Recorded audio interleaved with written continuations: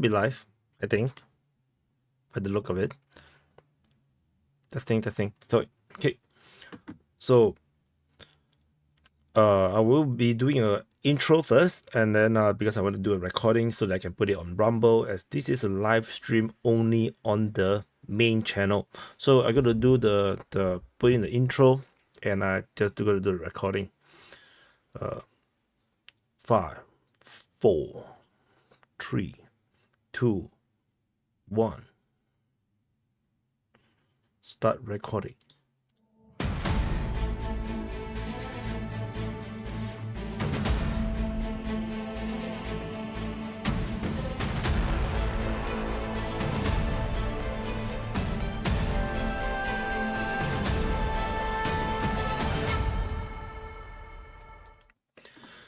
Hello everyone, this is Defense Politics Asia, and this is the quick update over at the situation at the Kursk front.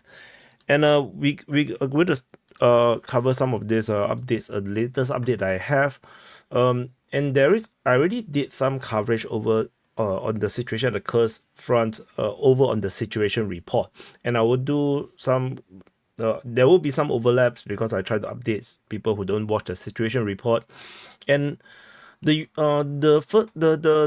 latest information. So let's just cover the latest information first that we know of.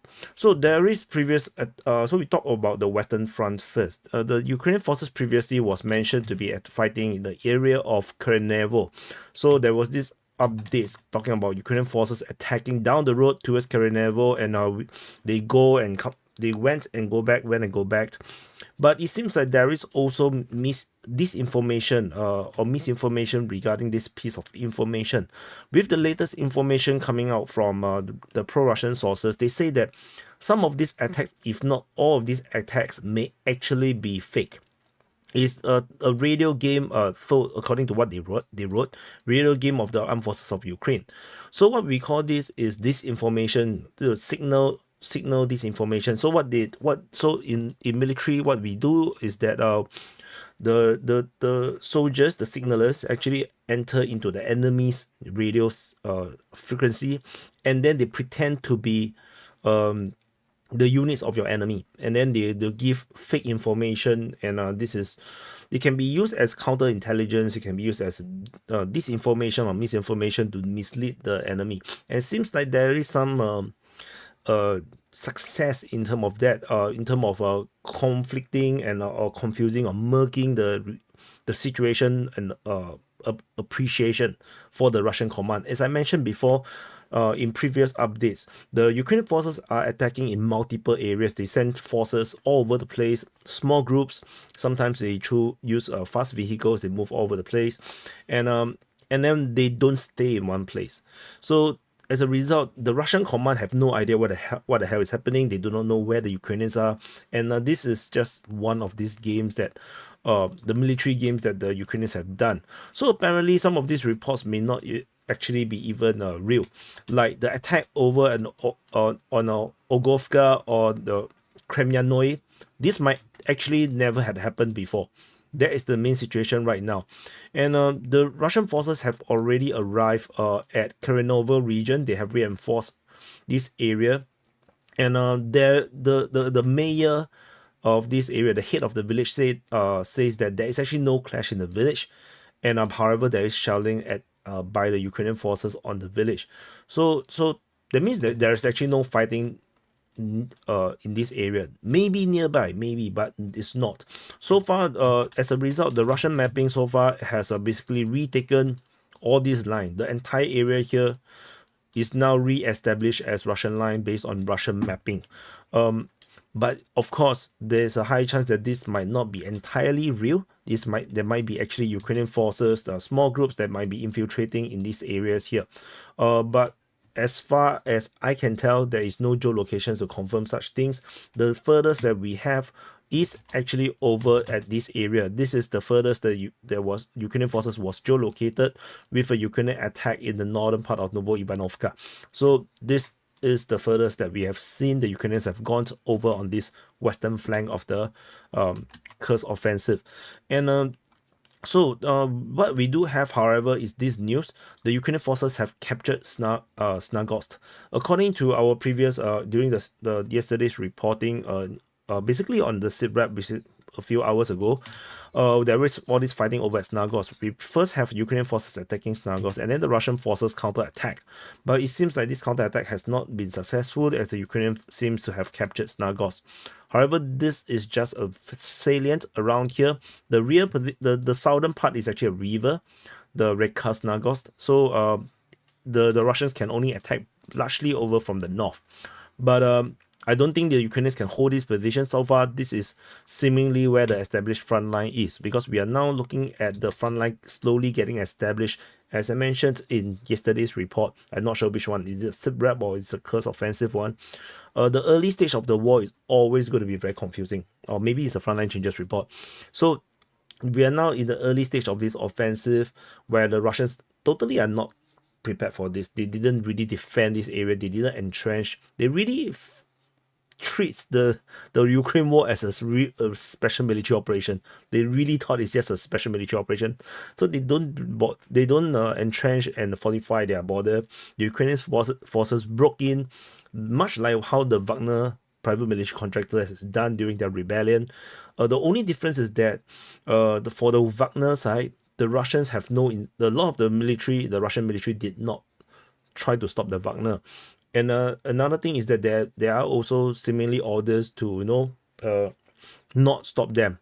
So that is the Wagner situation. But in the Ukrainian situation is a bit different because they are clearly enemies, and which is why the fighting start off pretty intensely, where the Russians did try their best to stop it. So in terms of the Wagner, I think they only got tried to be stopped by some of the Air Force and whatnot. So anyway, in the south of this position, there is some reports of fire damage. So I'm not sure the fire damage is caused by infantry or armor, but the Russian, I just wrote it as a attack coming from this area here.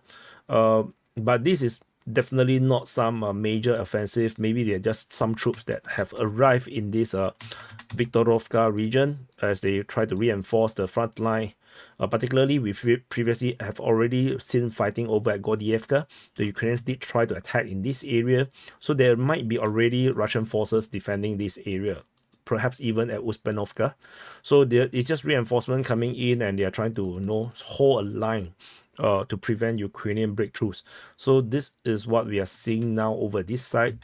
And over on this northern side, we might actually see this stabilizing of the front line, where the Russian forces have probably established some kind of a front line around this area here, which borders Nova Ivanovka, Lyubimovka, and what's his name? Zeleny, how to pronounce this? Shiyaks. So and Leonidovo. So this is probably the line right now. This is probably the established front line right now. I may have crashed my arrow app. Wait, I need to break it. Oh no, give me a second. Abort. Oh, I broke it. Damn it. Give me a second. Ignore. Retry. Ignore. Oh, okay. Okay. Can I use it again? Oh, it's back. So I wasn't reading the instruction. Okay, so anyway, so this is likely to be the established line right now. Likely to be the case. So we shall see how this develop. But we have no clear indication that whatever is said, or the Russian alleged the mapping is actually accurate. So we have to wait and see. But this is the western part is still the more positive situation for the Russians. The eastern part is a huge mess. So the Ukrainians have sent their vanguards rushing down the highway on both sides.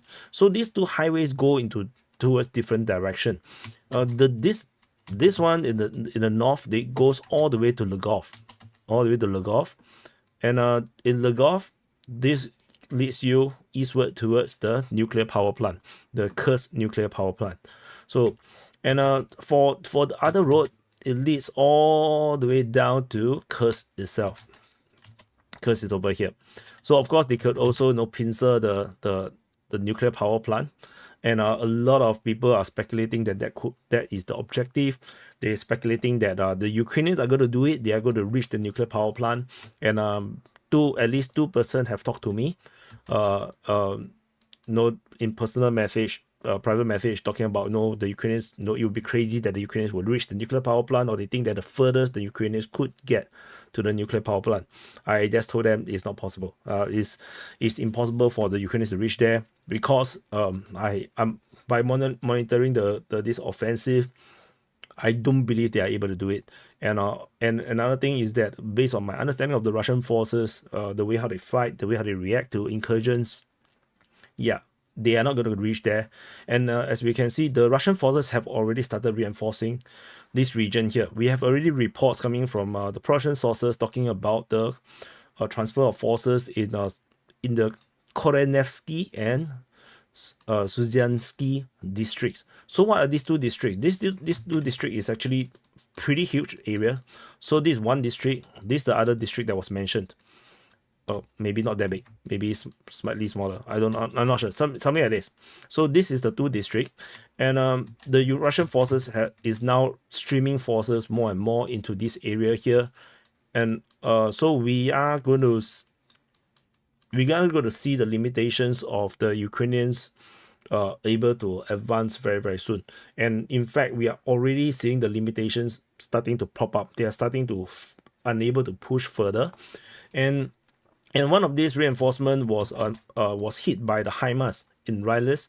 So this image came out. Okay, I don't think I map it into the exact location. But anyway, there's a convoy of trucks. So most likely they sent in infantry, reinforcement, and it got detected by the Ukrainians, and a HIMARS strike, probably a cluster strike, was launched on them. A few of the truck burned out, and then a lot of injuries. So according to the Russian sources, they say that a 48-year-old local resident was actually arrested by the FSB very quickly, and apparently the first rumors now coming out is that this guy was paid. He handed over these photos and videos to the Ukrainians to get some kind of payout, and he got arrested. And I think the charge might be a very long sentence. It might even be a life sentence. I think the charge for so the charge that is going to apply on this man is going to be an espionage charge. So it's quite serious. So for those that are watching and you're Russian, it might be cool. Maybe you might take the photo or videos, of the latest situation in your area. Maybe you live in Kursk, and then you just drop it on Twitter or even in DPA forum. Please don't do that, because don't get yourself in jail. Not that it helps the Ukrainian or not help the Ukrainian. The thing is, don't do stupid things. Maybe this guy never even thought that the consequences is going to be that bad. So anyway, that's one thing. Some pro-Ukrainian guys was arguing with me, or not arguing, but he argued that this is actually an ambush, that the Ukrainians actually reached Rylis. It's not possible. This is a huge distance. Number two is that they never got past Korenevo, so it can't really reach Rylis. So to ambush someone in Rylis means that Rylis has already been compromised. Such a huge news, it's unlikely to be the case, because Rylis is pretty important. So what else?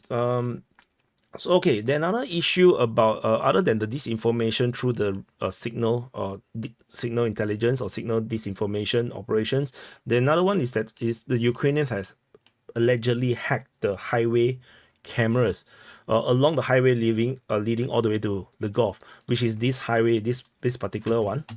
This particular one is currently allegedly compromised by the Ukrainian side, and they are using the cameras to actually take a look at the Russians' movement along the highway, or probably in the region. So this is reported by Rybat, noted by Kots News. So Kots News is also another pro-Russian channel. So this is this is currently pretty crazy, if you ask me. So we shall see. And for those that are watching this is not a premiere. So just in case you do not know. Um, so uh, so I will do a Q&A after the recording. So currently I'm doing the reporting and I'm recording also for Rumble, and maybe I'll republish this on DPA War. So for those that are watching the recorded, yeah, if you want to see the Q&A stuff, jump over to the main channel to look for the live video. So anyway, so after this area, we talk about this northern sector. We can call this a northern sector. So there was an attack reaching all the way to Bolshoi, Sodatskoye. The furthest point over here they were fighting was reported over at Anastasevka. So, but however, the Ukrainian forces didn't seem to be able to stay at these locations. This as far as they managed to go.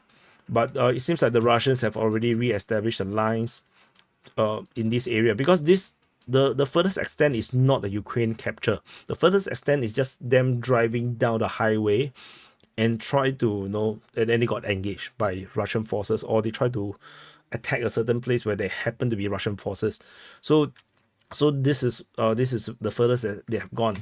There is no reports of capture of around these areas. So the current mapping currently looks something like this. With this entire area here is a huge gray zone. There's no idea what the hell is happening around here. We do have reports of fighting. One of the latest reports coming from Riva, not one of the latest, it's 1 p.m. So anyway, at Ruskoye Poreshnoye, I probably slaughtered it. So the Ukrainian forces most likely coming from the western part, heading towards this.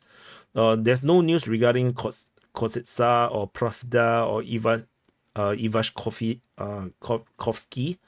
The reason is because the Ukrainians, like I mentioned, in these most frontier regions, these are all vanguards. These are all small groups of forces, so they don't hold grounds. So they got engaged, and then the fighting is then reported. And of course, there's most likely way more fighting that's not reported. So we are only having a glimpse, a slice of the reality, the reporting. So don't take it with a pinch of salt. And what we do have is the Riba's mapping have acknowledged that the Russian forces have lost Malaya Lognia to the Ukrainians, as well as Viktorovka around this area here. The Russians previously was reportedly attacking Malaya Lognia, and they have not recaptured these places yet. Which means the Russians are already in this area. They are probably around this area. Is it a huge force? I don't think so. This is probably the fast reaction forces. And according to mainstream Russian news, there's one of this channel, I think it's Ivastia, has a reporter over at one of the railway bridges, capturing the image of trains sending in armored vehicles to the Kursk region, and of course it can be geolocated, and it was promptly criticized by Ryba, the production source, for allowing the Ukrainians to be able to geolocate where are all these forces heading to.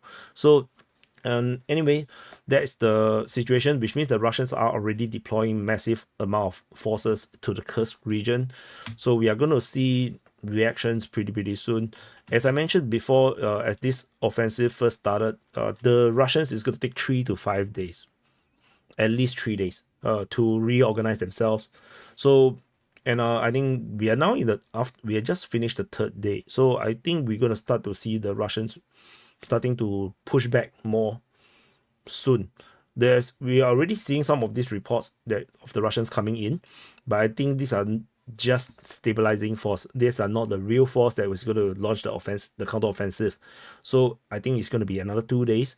If we are only seeing the video footages coming out over the past 24 hours, the armored vehicles arrive, the soldiers have to arrive, they have to organize, they have to be briefed, they have to prepare the equipment. It's going to be another 2 days at the fastest. And even with all this being said, the fighting in this region is extremely fierce, with the Russians already using FABs. They're already using the airstrikes, they're using Lancets. Ukrainians are losing a lot of equipment as well. while the Ukrainians are also sending in artillery systems into the Russian territory. We have M777 getting destroyed just off Malovoy. Another another hot weasel, I'm not sure what is the type, getting hit by a Lancet. So the Ukrainians are already sending in artillery systems into this area here, which means that they are treating this as a massive assault. They're treating this as an operation to conquer grounds. So they're not just going to do a raid like the forces that were sent in by the Defense Intelligence Unit of Ukraine. They're not just going to come in and stir some shit and then leave, or like the Belgorod offensives. The Ukrainian forces over here are treating this as a major offensive. So there is, as I mentioned previously as well, and it seems to be noted by the pro-Russian sources as well, that the Ukrainians likely still have two more groups of reinforcement. The Russians use the word echelon. I just use groups. No, it doesn't make any difference to me. So in the area, so in the Loknia Yonakivka region, there's one group. Another group is over at the Kenyan Tistia region. So there's two groups around here. The first group is likely to go in to help to secure the line, and the second group for reinforcement. And after that, I do not know what they have. So that's the situation around there. Further captures was reported over at Yuzhny. Because we have the artillery system here, so Yuzhny definitely is gone case. And there is also so-called video footage according to Ryba, there are Ukrainian forces inside Yuzhny. So Ukrainian forces having this area is now confirmed. Artillery system in this area here might suggest that the Ukrainians may even have further positions further up front, because this is a bit too near to the front line for artillery system. There is also information from the residents from Second Princess, which is probably 2Y Kinyanze. According to Ryba, this is based on their own information. The residents say that the Ukrainian forces entered with infantry with the support of armor. So which means that the Ukrainian forces definitely have entered this area here. This is a confirmation. We already have Ryba reported the capture of Kozacha Loknia. So this entire area being captured by the Ukrainians is not surprising, because whatever Russian forces have when the Ukrainians attack, is very minimal. They are police, they are just volunteers, they might be border guards. So the force, whatever Russian forces have fighting initially, is not the real army. So they are definitely outgunned by the Ukrainians. So the Ukrainians taking grounds is expected. And over at the Sudzha region, there is updates. According to the latest mapping by the Russians, it seems that they are less crazy, or maybe they have information of Russians reinforcement coming. So the Russians have now re-established around this line. So they claim that anything along the eastern part of the Sel River, the Pesel River, is now under the Russian control. Or maybe the Russians have actually reinforced in this area, which means that, and based on their mapping, the Bondarevka capture that they've previously mentioned is now invalidated, or maybe the Russians have recaptured it. And so this is the mapping of the Russians have. Everything north of this area is according to the Russians, is gray zone. Is all this area here? All this area here is considered gray zone, and but the Russians probably do not have firm control over that. This is the firm control, and along the Sudzha region is along the river. The Spell River is along the river. Ukrainian forces have geolocated and I think published a video footage of themselves over here, confirming that they have firm control of the western part of the Sudzha city. So this includes the Zalashensky region as well as the Gonsharovka region. So this entire region is under Ukrainian control. This is most likely going to be the established front line right now, and everything north of this area remains to be seen, because previously we have the Ryba reported about Ukrainian capture of Krolik, but we're not sure if this is still the case, because the entire northern part is already invalidated, and if the Russians push down, I don't think Krylik is a defendable place. So the front line, the future front line may be established along here. This might be the front line in the future as the Russians continue to counterattack. There is no more new like major incursions that I can see over the past 12 to 12 hours, I would say, that the other than this storming down the highway. So yeah, that's what it is. What else? The Ukrainian forces was reportedly attacking Plekovo as well as Kusherov. So Plekovo is actually inside Russia, where the Ukrainians are attacking across the Sel River. They are trying to attack through, but there's only long-range fire. Generally, they have not entered at all yet. The Russians are defending this area. However, at Kusherov is a bit different. This is actually a border, and the Ukrainian forces are attacking Kusherov, according to the information from Ryba, the Russian source. So, but there's no information of the Ukrainians entering the village yet. For Plekovo, is a bit different. The Ukrainians are skirmishing with the Russians, with a Ukrainian tank supporting the Ukrainian operation. So the Ukrainians may be trying to find new weak spots to break through or to create problems. I used to do this in some of the games, just to create chaos. So I know how the mentality goes. So if the line starting to establish around here, then it just makes sense to try to break through and stir shit in other places. And who knows, the way how you maneuver might end up capturing all these grounds that was becoming a front line, and you can actually destabilize the front line. So this is what is currently happening. The front line is starting to get stabilized. The situation is not stabilized yet. So because like I said, the first line of the Russian forces are just sending stabilizing troops in. The main force is not here yet, and the Ukrainians still have forces in the rear positions within the Sumy region. So I think the battle will still continue. But personally, I think this entire front may collapse within 2 weeks. That's my own gut feeling. So, but we shall see how this goes. And I think that's all. I think I might have covered all the information for the latest information. So anyway, thank you for watching. Do press the like button, subscribe, and see you guys in the next update. And for those that are watching on the recorded version, do go over to the main channel if you want to see the Q&A. I will answer some questions that I from the chat, and we shall see. And yeah, hopefully you enjoy it, and I'll see you guys in the next update. And I stopped recording. Yep. So hello everyone. So just now I did the recording because this is a live stream only on the main channel on YouTube. Then I recorded this, the report, the Kursk update report, so that I can put it on Rumble. So yeah. so let me see how to. No, that's not the word. That's not the one. Can I put the live chat on screen? Oh. So anyway, what's the best way I can do this? Okay, give me a second. Sorry. Which is also why I have to do the recording first, because yeah, so that I can actually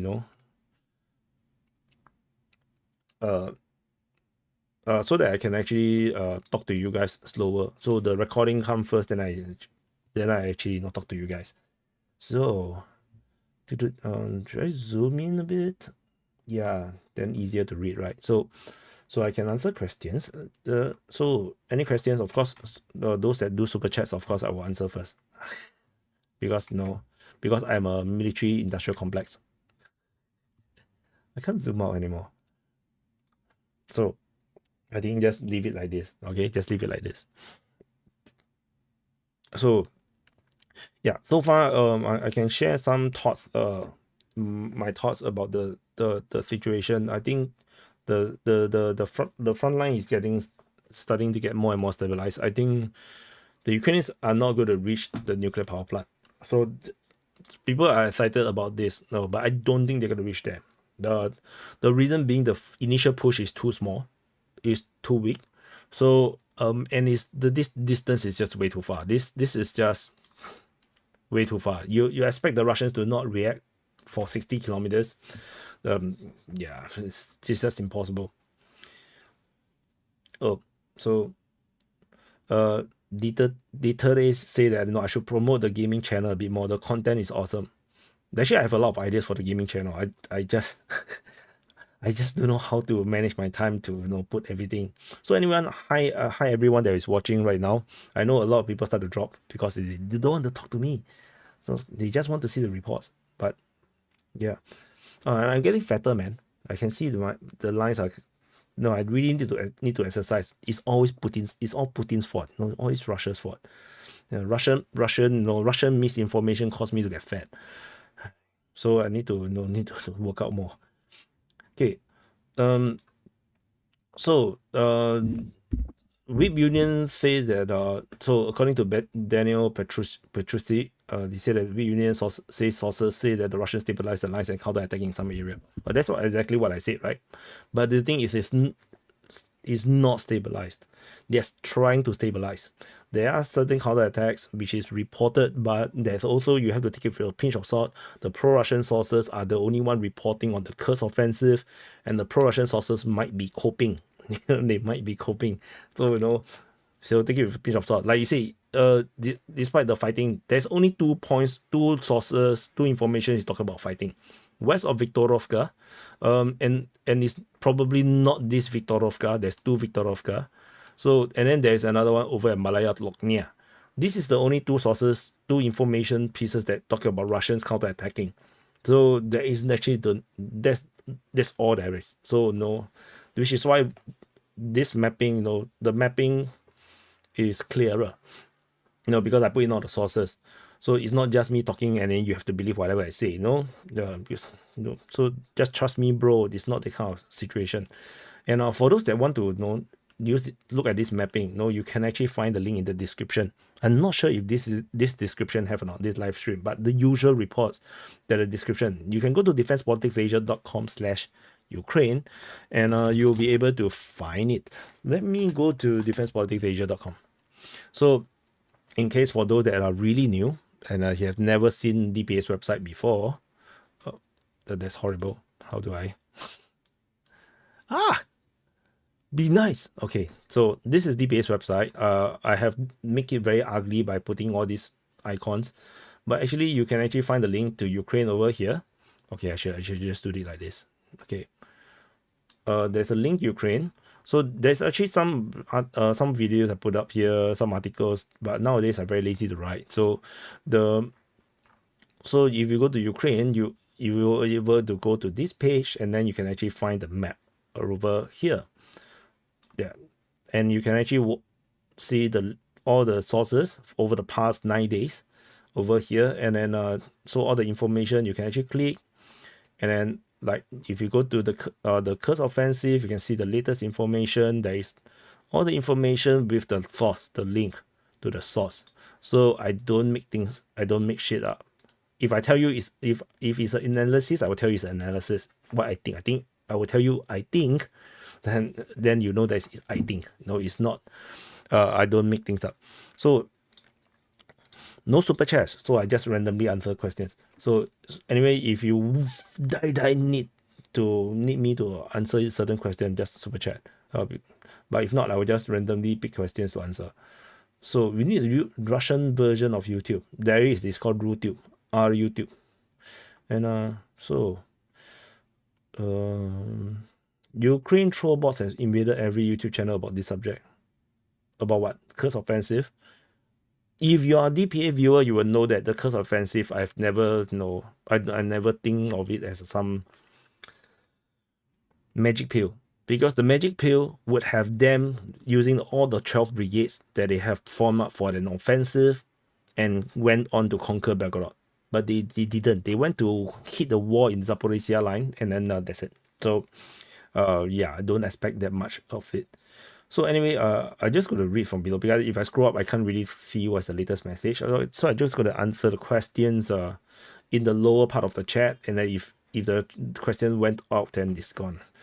So does Russia have very few elite forces in the Kursk region? The Russians literally have no elite forces in the Kursk region. They literally is a peace zone. No, other than random shellings now and then, and drones flying overhead. The Kursk region is basically like a peaceful area for the Russians. They don't have enough troops to defend the border. They don't have the Belgorod region. If I'm not wrong, there is territorial defense. The mayor or the governor in that region form some volunteer force, but in this area, in the Kursk region, there isn't any. So this is a weak spot. So, Coping, I'm broke. So I thought this map was behind a paywall. Oh, the map used to be behind a paywall. It's no longer behind a paywall. So Coping didn't watch every video. So the video, so it used to be behind a paywall, but no, because I have lost too many Patreons, so I decided to not just release it publicly because, yeah, no point. Yeah, and I want people to be informed. Ideally, I don't want to put things under paywall, but no, sometimes I need to do it to encourage people to support DPA through patrons, coffee or whatnot, because the viewership, the revenue come from YouTube is very fluctuating. It fluctuates too much, and sometimes it's very low, and is basically loss making. So I have to do something. So, but no, so far nobody. I mean, there are a lot of people still supporting on Patreon, which I can share. Patreon. So this is the DPA's Patreon, and so in terms of, we have 57 members that's DPA officers, 44 that is sergeants, and 25 that's corporal. Then there's a lot of people who are free. 3 of them are super members. They are DPA generals. They contribute $50 a month. So these are really core supporters, very very hardcore supporters, and I very very appreciate, because for those you guys that are only watching on YouTube, you have to thank all these patrons, because these are the people who create that cushion to allow me to focus. Because if not, if I purely base only on YouTube revenue, is actually insufficient right now, because there's just way too much competition on the Ukraine war reporting sphere, and also due to competition with military summary and Whip Union, the way how the algo works means that whenever they post video, my video die. So yeah. Anyway, happy NDP National Day Parade. Singapore's Singapore's birthday was yesterday, because it's already 10th for me, but it's on the 9th of August. Where do you lose patrons? Because I don't post things there. There's nothing exclusive there, and I'm usually too busy creating videos on YouTube. So so people start to lose interest. Maybe they felt like they want to save the money. Yeah, maybe, or maybe they went to spend their money on other channels. I do not know. I haven't really changed much. I've been reporting pretty much the same way for the 2.5 years. So a guy with hunting rifles killed some AFU bats. I don't know. I never seen this before. Yes, Russians are already using FAPs in Kursk. So one of these geolocations, I don't, not sure which one. Is it this one? Yeah, let me see. This is a FAP. So at Leonidovo, according to military summaries, geolocation, they say that this is a Russian airstrike, a FAP strike on this Ukrainian defense line. So this is the first indication of the Russians starting to use FAP bombs. Because you can only use FAP bombs on defensive positions, because the bomb takes time to fly. You cannot use it as like a close air support kind of thing. The enemy must not move. If the enemy is moving, then you cannot use the FAP. Hi, Jimpasa Rotary. So thank you, cheese loving guy.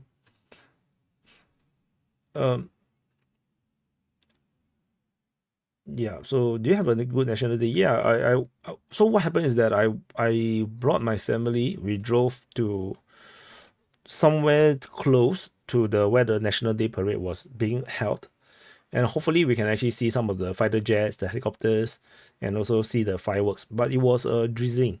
So I decided not to go on because it's drizzling, the floor is going to be wet. I feel like, it's going to be very uncomfortable. And family is a bit hungry. So end up instead, we went to my aunt's place, and I brought my aunt to have dinner together. So yeah, that's what happened. And why the new front lines are always moving so fast? The new front lines depends. As long as there's a weak line, then the front line will start to move. So for example, the Kursk offensive, the Kursk line is very cursed. So no, so the front line move very quickly. But this is a new offensive in a totally poorly defended region, so the front line moves very fast. But if you talk about a heavily defended line like the Adiyevka front, the front line here actually moved very fast for a fortified line. So we still have, these are the latest frontline changes. You see the frontline change. At Luzovatske, over at Ivanivka, at Serhievka, towards Khorodivka.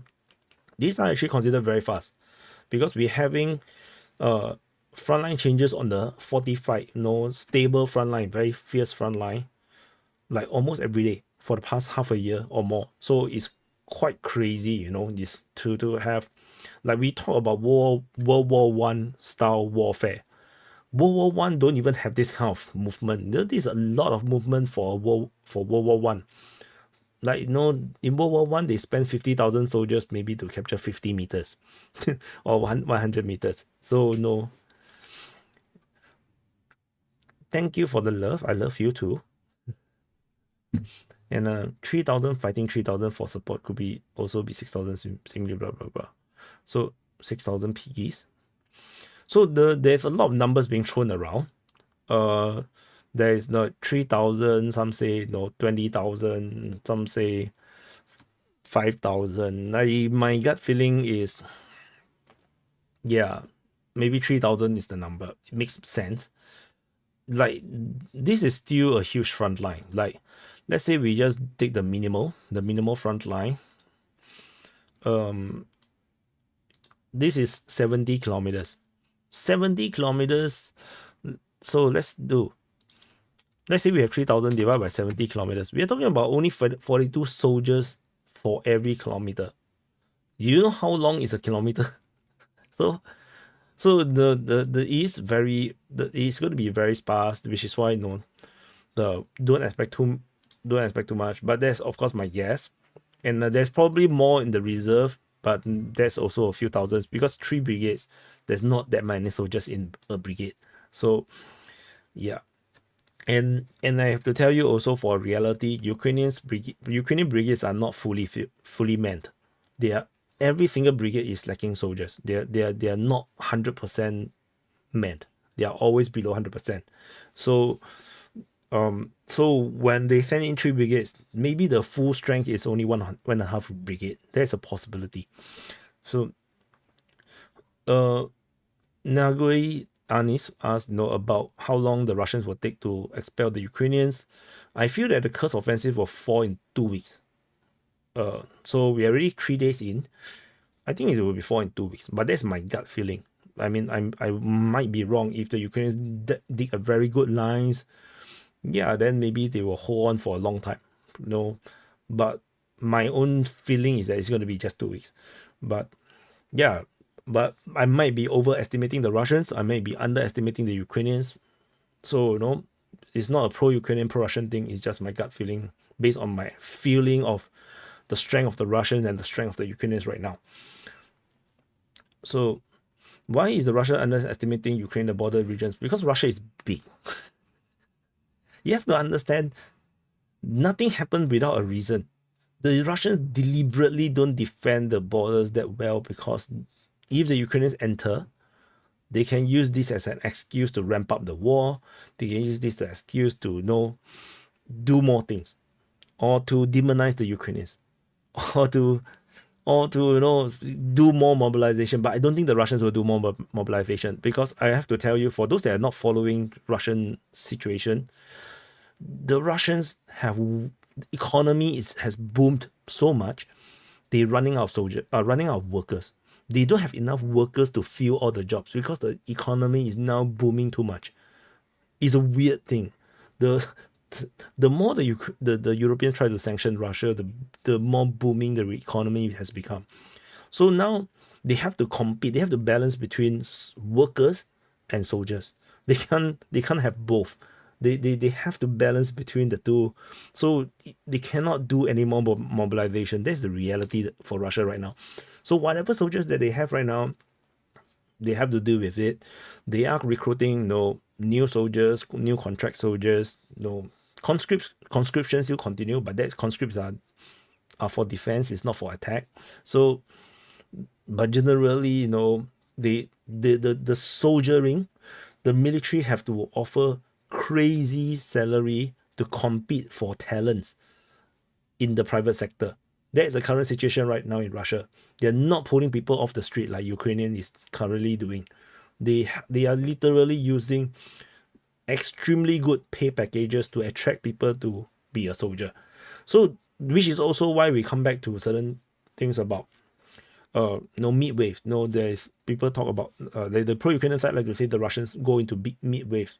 It happens sometimes, but it's not mid wave. It's just silly commanders ask soldiers to sit on a armored vehicle and then rush through the front line and then they die. But if you look at how the Russians have to recruit soldiers, the amount of money they have to pay to recruit soldiers, the mid-wave don't make sense. They don't have enough men in Russia, and they have a demographic problem.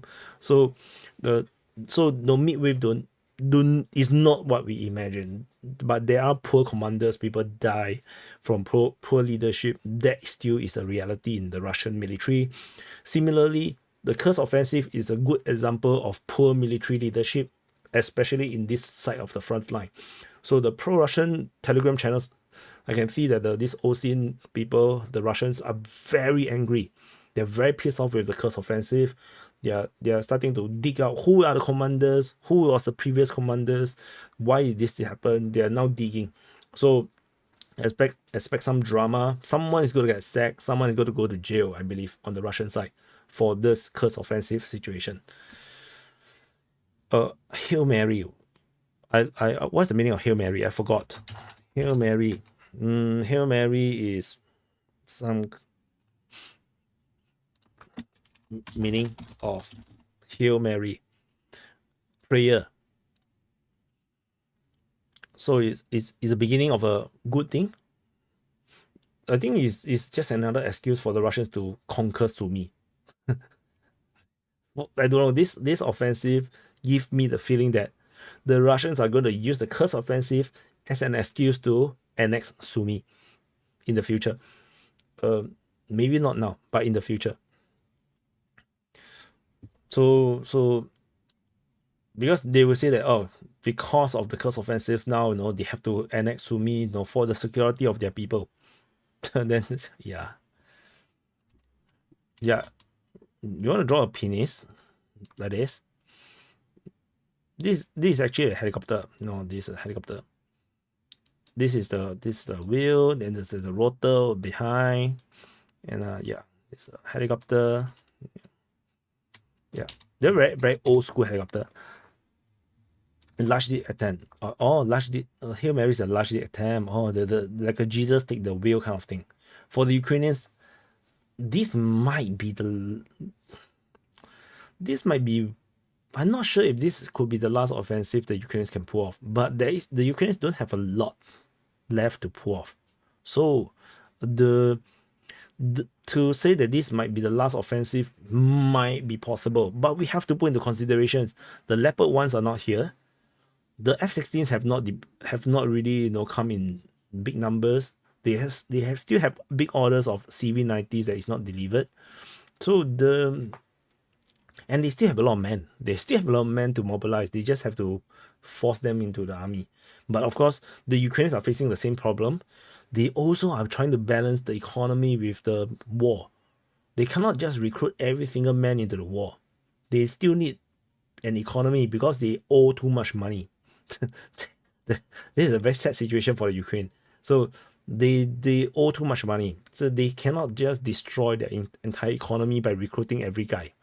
So they still need the guys. So they are facing the same problem as the Russians, except that the Russians have tremendously much better economy and they have a lot of resources. Where the Ukrainians, yeah, is in a very bad shape. So how do you know Putin isn't happy? Because the Russians still why they publish it? Why should panic? To lure the Ukrainians? Maybe. That's why I say. But no, Putin is not happy is for sure. Because let's say if you are Putin, you want to let the Ukrainians have a chance to attack into Kursk. But you wouldn't want the Ukrainian soldiers to run amok. So you know, you want them to be like the Belgorod offensive. You know, you come in but you get stuck. Because if you have such a big breakthrough, this is pretty big, this breakthrough, it reflects badly on Putin. Even if Putin wanted it, they want to create a Pearl Harbor situation, but it still, you know, looks too bad for Putin. I think Putin don't like it. And yeah. How long do you think this war will escalate? I have no idea, man. I have no idea when the war will end. So at what point, I need to change my screen to this one. So, at what point does the Russian get involved? Involved in what thing? Sorry, I don't know in what thing. Do you notice how many started tagging you for free answers? You should remind of this comment. So audience is reminded of the super chat. No, but yeah, I mean it's okay if people don't super chat. No, yeah. Yeah, I don't need to eat anyway. I'm God, you know. I just breathe the air and I get nutrients and sustenance, and I don't need to sleep also, you know. So and no family, you know. I don't need to leave. I don't need a roof. This electricity running on this stream is free, you know. No, CIA pay me well. Hail Mary pass is long forward pass, typically in desperation. Yeah, I think this feels very Hail Mary-ish. But the reality is, I've always advocated for the Ukrainians to launch a major offensive across the border, but I wanted them to send the 12th Brigade to conquer Belgorod. That's what I thought the Ukrainians should do. Because Belgorod will be a huge city, and then this will be a huge bargaining chip. And then if they can go further, then they can go further and see how. Going for Kursk is a bit far. A bit far. And if you have 12 brigades, like the one that is sent to attack in the 2023 counteroffensive, that's a huge amount of troops. That I believe can happen. But now most of those troops are gone. Most of those troops are already, is wiped out in the offensive, and then the rest was spread across all the front line for defensive duties, and many of them are getting destroyed one by one. So yes, I have a separate work. I have another business. Let me see. This DPA will be legendary for the ongoing correspondent. Yeah. A lot of people say that, but the reality is now there's so many people covering the Ukraine war. I don't think DPA will stand out. Like compared to some of these bigger pro-Ukrainian channels. So yeah, history in the future when they write about this war is going to be very contentious, just like the World War II. If Ukraine can hold this ground, this may become significant. But the reality is, if the Russians can push the most defended area in the Avdiivka and New York front, what makes you think that they cannot push Kursk, this area where it's their own homeland? They gotta send in more than a group of army to just wipe out these Ukrainian forces over here. They're not going to let the Ukrainians stay here. If they can push New York, they can push Avdiivka. They can take Avdiivka city, which is heavily fortified. One of the most fortified city. You can see all the entrenchment around here. If they can push this, and know how big is this? This 30 kilometers. What makes you think they cannot retake this area here? It would be easy. I think when the Russians get all their army in, the proper force in, it will be boring. you will be boring. I read the word boring. I would say you will be boring. You will be successful, for the Russians. It's just a matter of getting organized. So the problem now for the Ukrainians is that they don't have enough troops. That's the problem. They don't have enough forces to hold this. This is why I'm not that excited. I'm excited in the sense that there's something new to report, but I don't have good. I don't have good thoughts of or positive opinions about how this will turn out for the Ukrainians. It's going to be very negative. Like this entire success story might become a thing of history in a month's time. Like in 2 weeks' time, maybe this entire area will be wiped out and retaken by the Russians, and the Russians will start to go and think about capturing Sumy. And it's going to be bad because the forces here will be wiped out, and I do not know who is going to be doing the defending. So yeah, and is another bad thing is that from day one of this Kursk offensive, the Ukrainians are starting to lose equipment quickly through airstrike, helicopter strikes, Lancets, and they're losing it so fast. So how are they going to sustain for another 6 months? I don't think so. I think it's going to just get wiped out very quickly. So this is just what I think. And especially, like I said, this is Russian territory. The Russians are going to push way harder here than anywhere in Ukraine. So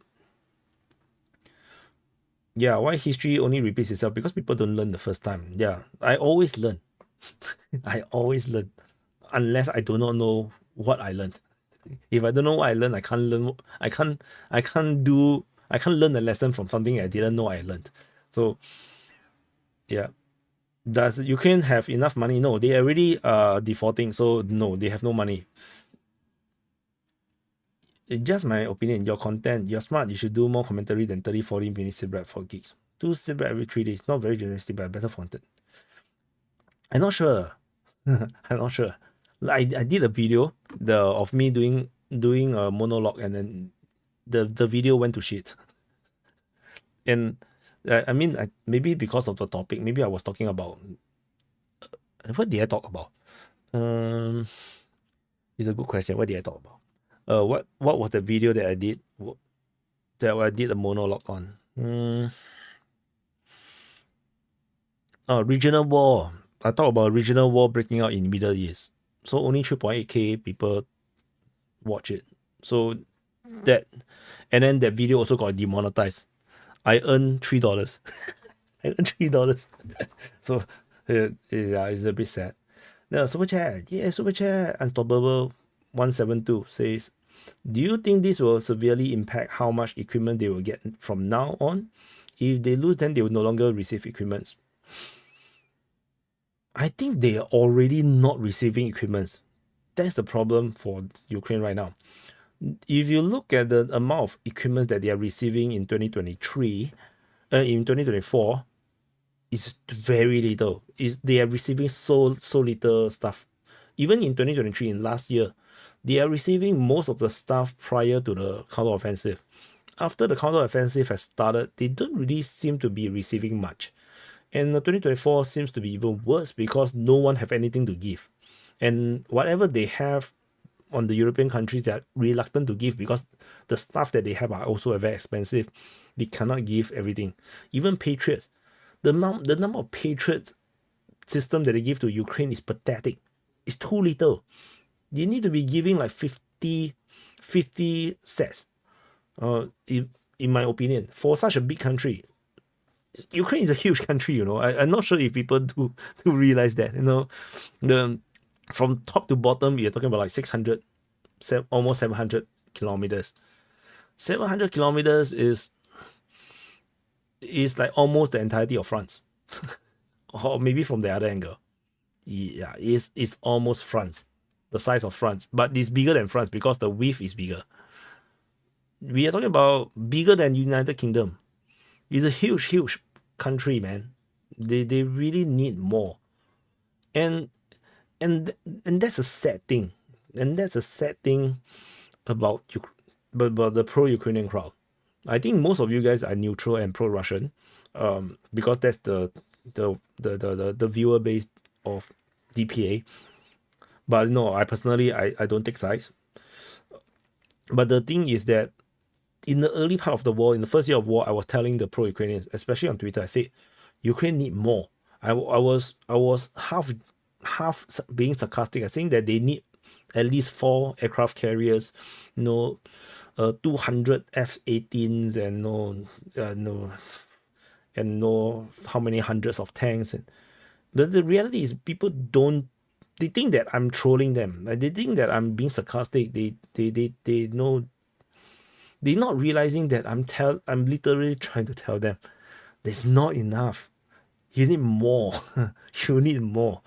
And people getting excited about HIMARS and whatnot. It's like, see what's happening right now, you see? Failure. So yeah, so it's just not enough. Whatever now Ukraine have is not enough. I'm not even sure if you throw in the entire French army in, is enough. I still think it's not going to be enough. I think you need the entire. I think the only way Ukraine can win is NATO going into the war, and hope that it stays conventional. If it stays conventional and NATO go into the war, I think then Ukraine have a chance. A chance, not necessarily will win, but have a very, very good chance.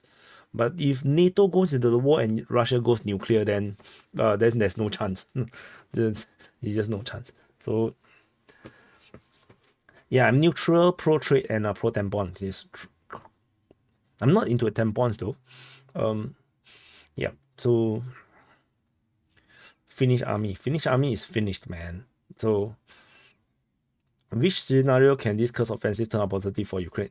There's no scenarios that are positive for Ukraine. Unfortunately, I can't think of anything positive to say about the Kursk offensive. For the Kursk offensive to become so successful, for them to reach the nuclear power plant or conquer Kursk, you need catastrophic failure on the Russian side. Catastrophic failure. But can you imagine Russia going to catastrophic failure? When we look at the Wagner private military contractors, Prigozhin's rebellion, that is honestly, that is the closest thing that could have collapsed Russia. And the surprise thing is that the freaking Russian people stand behind Putin.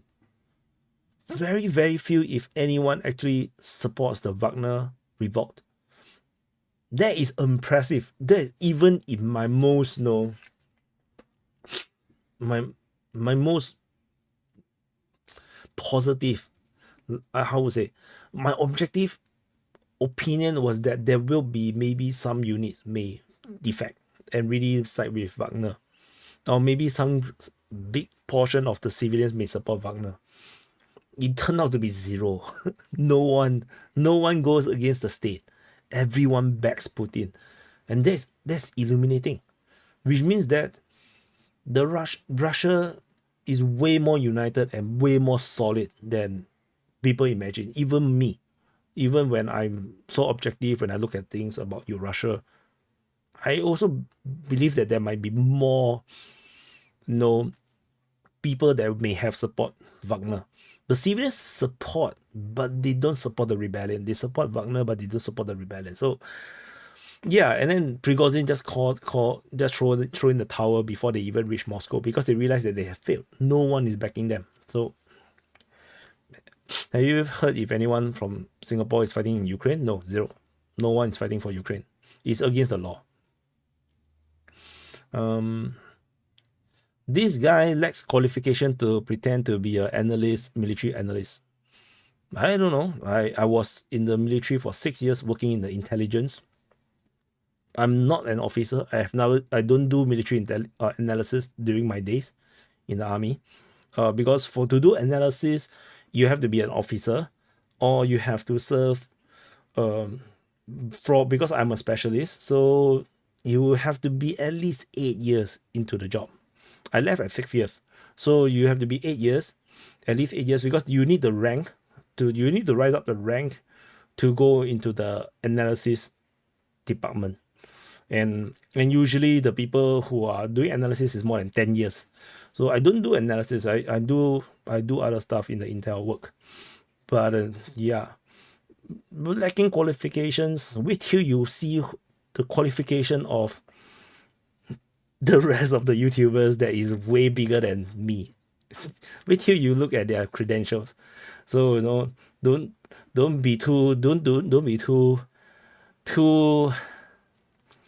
how to say, like, yeah, most of them have even any qualification to actually be reporting to be military analysts. But the reality is anyone can be an analyst. Anyone can be. Just that your analysis might be wrong. That's all.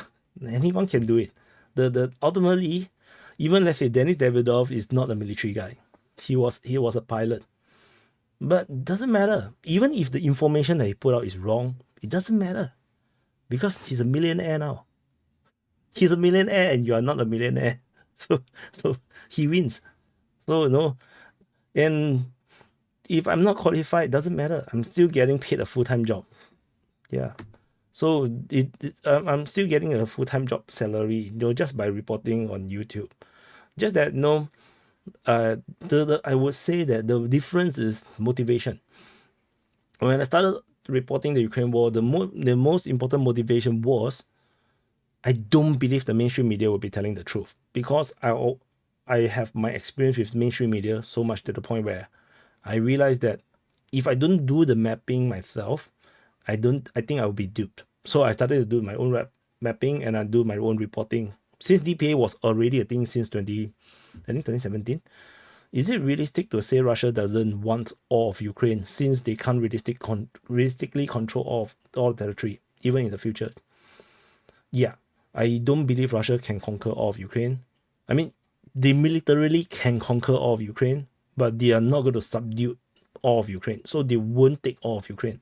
I think, okay, I tell you where am I lying. I think that a lot of people starting to follow, the way I'm seeing a lot of predictions, right? So everyone have their own prediction on what Russia actually wants. So what I realized is that people starting to get closer and closer to what I think the Russians want. So I think the Russians want everything down the Dnieper River, and then at the closest point between Transnistria and the Dnieper River, they'll cut through. So it could be the case where they will cut through. So this entire area, I think, is what the Russians want. But how they want it, how they're going to manage it, is another story altogether. Because, okay, why this border is because Russia don't want to be bothered with Ukraine anymore.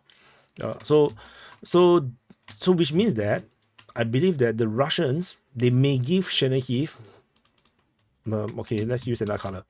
They may give, maybe Chernihiv will be given to Belarus. Maybe they give it to Belarus. The Russians will definitely take Sumy. They will take Potova, or probably take Cherkasy as well. And then they will take Potova, Kharkiv region, Dnipro confirm, Kryvyi Rih confirm, even Kropyvnytsky, I'm quite sure they will take it. Mykolaiv, Odessa confirm. These are all going to be Russian. Linking up to Transnistria, and then of course they will take all of Odessa. This is what I think. Then they would. Then of course I think they will probably go down the river. Kiev might become its own thing, or they may give it to Belarus. I'm not sure. But this area here, I think this one will become an independent republic. Maybe Kiev could be an independent republic. This Vinnytsia, maybe become an independent republic. So, and basically, starving Ukrainian from most of the lands. And the main thing is there will be no more borders between Russia and Ukraine. That's what I think. So the future Ukraine might just be, Zhytomyr, Vinnytsia. Yeah, I mean, maybe this is the future Ukraine, maybe. But based on my gut feeling, I'm not saying that they will manage to do it, but the Russians may just break this apart into multiple small republics so that they have no more border with Russia. Why you do this is because this can be your early warning, and for any future enemies to enter, this will become a casus belli for the Russians to whack them back, rather than become a direct threat to Russia itself. So this is what I think is going to happen. But from this point to this point, it will take forever. It will take a long time. So and the Russians now, they are only talking about Kherson, Zaporizhia, Donetsk, and then Luhansk. They are only talking about this. This is not very sustainable, in my opinion. So I think whatever the Russians claim that this is what they want right now, I think is a lie. I think they want more. It's just that they want to make a good excuse, which is why excuse is here now. The Kursk offensive is going to be that excuse, and it could be one of the many excuses. So yeah, people have to stop giving Russia excuses to capture more grounds, or legitimize what they're going to do. Like, it's just bad idea. The Ukrainians should have done the counteroffensive, this major incursion to Russia 1 year ago, because they will have a much bigger army. They will have conquered Belgorod easily, and then they might even go for Kursk, or maybe part of Kursk. And with this, they can use this as a bargaining chip, and they say that give up certain land, and we give you back this one. And then they can keep the rest of the army intact for defensive purposes, and try to defeat Russia is just impossible. So you shouldn't. The Ukrainians cannot think of a military success to defeat the Russian military. I think that is it's an impossibility. So, but to create a untenable situation for Russia, that's possible. And the reason why I previously mentioned this also is to bring the war to the Russians, to let the Russians feel the war, which is currently what the Ukrainians are doing. But the Ukrainians must have success, massive success. And this is not massive success. This is not massive yet. So they need more. But the Ukrainians may not be able to deliver more. And that's a problem. And if you cannot deliver more, you do not demoralize the Russians. You only make them angry. And then that's a big problem. So Unstoppable 172 said, could Ukraine pull a Gaza and attack in the future? How to pull a Gaza? The front line, this is as Gaza as it goes. This is because the front line are fixed. So if you have a fixed front line, you cannot do guerrilla warfare. So if, let's say, you're talking about if Russia have annexed the territory, and then and then there's partisan activities, I don't think it will work. They have tried it in the Melitopol region, and some part of Kherson. It doesn't work. It doesn't do much, and the people just get arrested and sent to jail, and it doesn't work much. So because if you capture the ground slowly, everyone is going to be vetted and cleared. The enemies are not going to be able to infiltrate. Another problem is that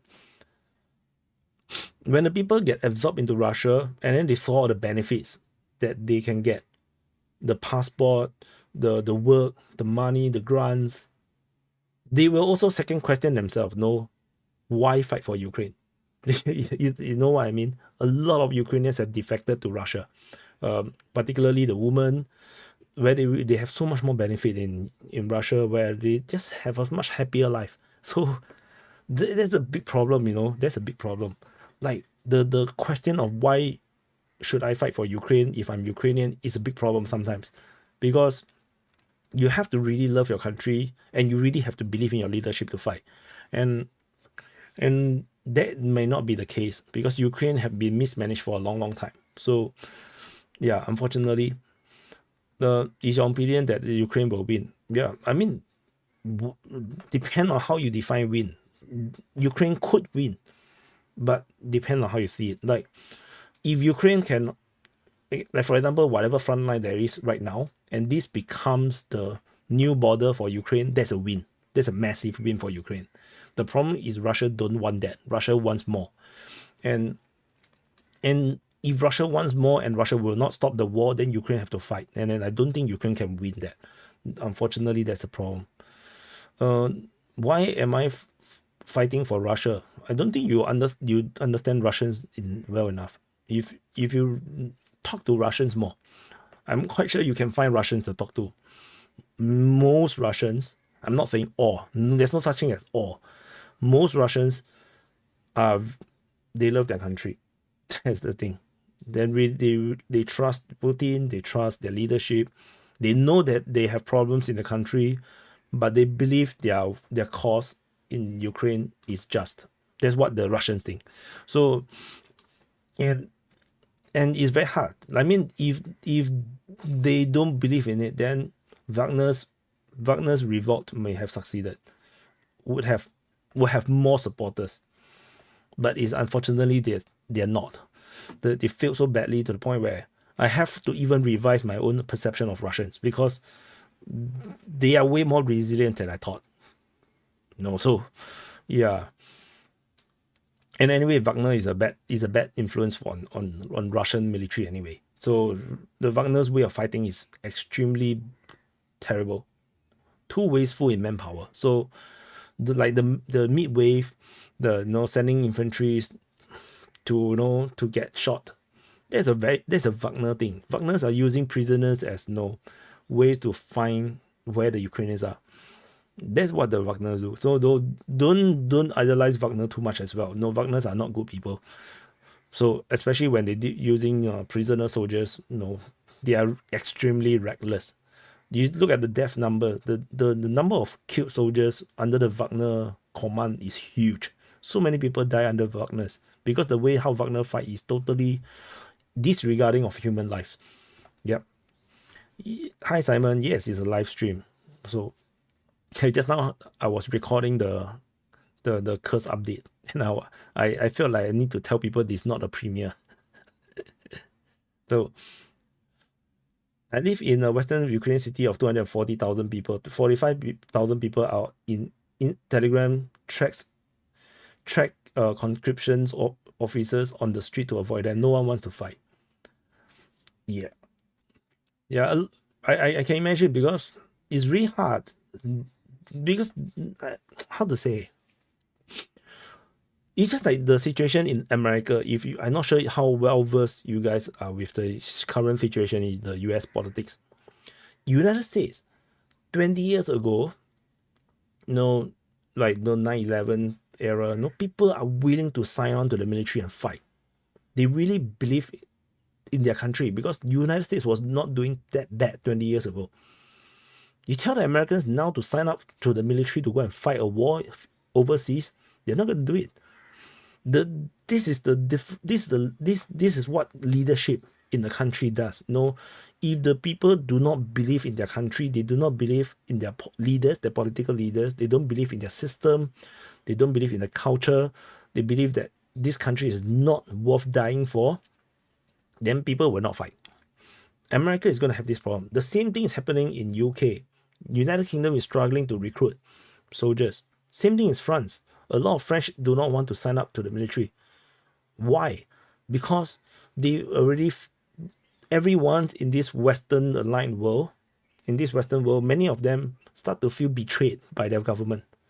So if you have a government that do not prioritize their own people, then the people will not want to fight. United States have one of the largest standing army. You don't need more troops. Okay, no. I don't think you understand the situation with America. Trump's word.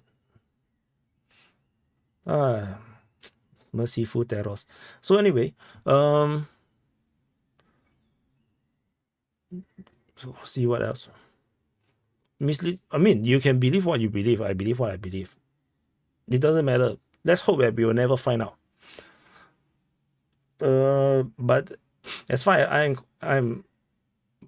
I am concerned, the US military, is, if I'm not wrong, they are having some recruitment issues. So you can believe whatever you want.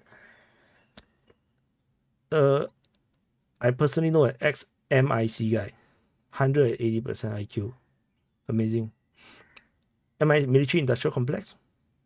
So, what else? What role do you think FXT will have? what the use will be hampered by the risk of losing it. F-16 is a multi-role fighter, so it can actually do all sorts of jobs. It can do, it can shoot down other enemy planes, it can do airstrikes. So it can do both. So it's a multi-role plane, and it's all weather as well. The problem is the F-16 is not a stealth fighter, so which means that they have to be operated in low altitude as well. So they have to be operated like how all the aircraft we are seeing right now. They have to fly low. They have and then they only pop up to launch an attack. Then if they want to launch Storm Shadow, they may have to fly higher a bit. Yeah, I'm not sure if F-16 can fly can fire Storm Shadow. That I'm not too versed with, but I think they can be used mainly for cruise missile usage, because they are running out of the Russian planes that can fire the Storm Shadows. So I think F-16 can replace that role. But F-16 to do air-to-air superiority operations, I don't think they could, because the Russians have too much air defense, and the Russian planes are more advanced than F-16s, unfortunately. If they send in the F-15s, F-22s, F-35, then maybe yeah. F-16s, they still are deadly, but they may be, if let's say they go to air combat, maybe they are able to do something. They may be able to shoot down a few planes, but they're going to suffer overwhelming losses in comparison because of the situation on the ground. The Russians have all the air defense. Yeah, so that's what I think. F-16s, is a good plane, but it cannot operate on its own. Just like every other weapon system, like Abrams, Leopard tanks, all the same. You cannot just operate on its own. It's part of a bigger system. Singapore have like a lot of F-16s. Like we have 60, at least on paper. It's 60. Maybe we have more. So publicly we have 60 F-16. So my country operates F-16. So I watch F-16s from young. I watch F-16 grow up. So I don't hate F-16. I love F-16s, but there's the reality. One flight mission, 3-day maintenance. I'm not sure. This one I'm not sure. This is what people say. But in Singapore, F-16 fly every day. So I don't know. How Russian air defense doing recently? What happened to the airbase 160 kilometers away from which airbase? Ukraine have struck a lot of Russian airbase. It doesn't stop the Russians from dropping fabs. So, and what happened to the Ukrainian air bases? You have to ask both sides. You cannot just ask one side just because you hate Russia. The reality is Ukraine air bases are doing much worse than the Russians. That's what matters. In the war is relative. It's not. How about the Russian air base? What about the explosion on the Russian air base 160 kilometers away? What happened to all the air bases in Ukraine? Every one of them got hit somewhere somehow. Yeah. Thank you, Mary, for becoming a sergeant. Does Malaysian use Russian planes? Yes, I think they use MiG-29, if I didn't remember wrongly. Malaysian Air Force. I actually took photo with a MiG-29. With the Ukrainian, with the Malaysian. Let me see, what do they fly? Sorry, it's Sukhoi 30. I see you guys don't watch my stuff, so you all don't know. Let me open. Let me open and show you. Okay. Oops. So the time I go to Singapore Air Show, so you guys didn't watch, so you don't watch. So many advertisements. Okay, so no thanks. So this is when I went to the Singapore Air Show. So this is the Singapore Chinook. So there's an Apache. Let me see, where's this is the F-35. Then after the F-35, I went back to the Malaysian jet. Yeah, then this is the Malaysian jet. This is a Sukhoi 30. Sukhoi 30 MKM. See, this is a Sukhoi 30. So you see, y'all don't watch. You see how many view? 4.4K. That's why y'all don't know, because you don't watch. Hi. See? Went to air show live. People don't watch. Yeah, so the answer is answered. So when do you think the war will end? I think the war may end, okay, depending on the circumstances. So there is a few circumstances. One is Ukraine is forced to surrender by United States. For let's say Trump get elected, and then they force Ukraine. They say Ukraine surrender, and then if the Europeans also just follow suit and supports Trump, or say that we have no more choice because Trump says so, then Zelensky have no more choice because there's no more support. They'll probably fight on for another 1 month, 2 months, and then they'll just surrender because no more supplies, no more ammunition, no fuel, no money. Then the whole thing will just collapse. Then we will see the war ending within a year. Second, so that's the first scenario. Second scenario, Trump get elected, and then he said, I'm not going to support. Because again, for sure, 100% Trump will not support Ukraine. So my scenario is all Trump not going to support. So Trump will not support, but European Union decide to continue to support. The war will go on for another 1-2 years. And then it will end with Ukraine losing even more grounds. Because the European Union don't have the capacity to support Ukraine, or they don't have the political will to actually go into war economy to support Ukraine. That's the reality. Because if they are serious about it, they would have done it 2 years ago and went into military economy, but they didn't. Even pro-Ukrainian guys on Twitter I saw is like they are criticizing and saying and getting pissed off, with how the trickling of the equipments to Ukraine. The F-16s come so late, the tanks come so late. Where's the Abrams tank? I don't have no idea where's the Abrams tanks. Like, they only give a few. Then where are the Leopard ones? The Germans are keeping quiet about the Leopard ones. They just don't talk about it. So the will is not there. The commitment is not there. So even with no US support, with only European Union, it's not going to last forever. It's just going to drag on a bit longer, and you will see Russia take a lot more grounds.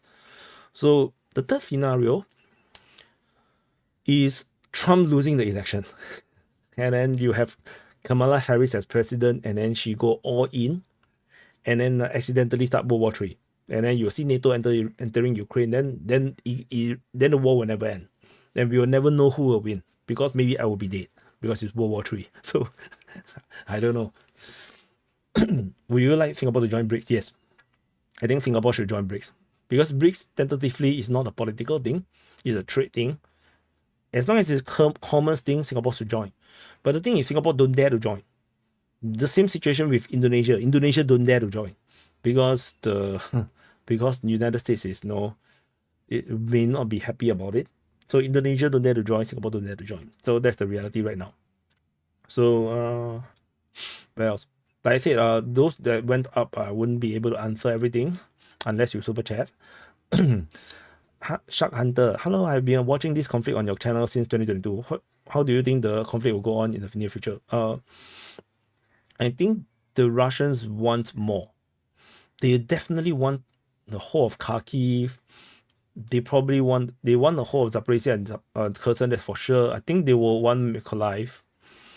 They may even consider Odessa, to help out with Transnistria, to link up with Transnistria. I'm not sure.